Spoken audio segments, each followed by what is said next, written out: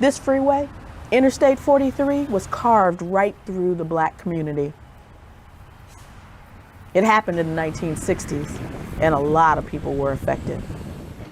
The expressway was part of the largest public project in U.S. history, the Interstate Highway System. Most people supported the plan because they thought everyone would benefit. Many did, except those in the way. Only a few blacks held public office when the expressway was designed in Milwaukee, so the people of Bronzeville had no real voice in the decision that completely upended their lives.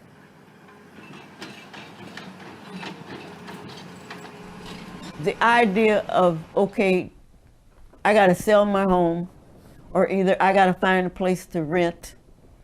Where am I gonna go? At that time, you couldn't move where you wanted to. The whole economic part of it was scary for most people. Nearly 3,000 families in the Bronzeville area lost their homes to the expressway.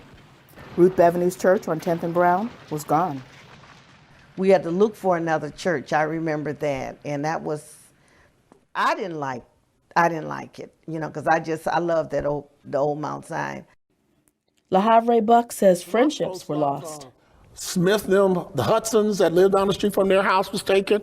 A lot of those houses, people who lived in those houses just disappeared. If they couldn't buy, they condemned the houses. And they still took possession, and we were displaced. You can kind of trace the fall of the black community here in Milwaukee. You can kind of, you know, compare that to when the expressway came in. Now, it came through the heart of the community. Anytime you go straight through the middle of something, you cause some damage. Yes. You distorted something. Something had to change, you know, and looks like it was kind of negative for black communities. Planners and engineers focused on completing their work on time and on budget. But they failed to reach out to the community that was in the freeway's path. That's according to Rocky Marcoux, Milwaukee's commissioner for city development since 2004. I think it would be very disingenuous for someone to say great care was taken to consult. There wasn't. A decision was made. It was paternalistic. It might have been a lot more logical to get closer to the lake.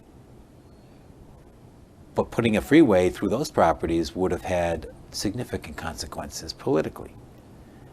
The path of least resistance was through Milwaukee's neighborhoods, and in this case, Milwaukee's poorer neighborhoods.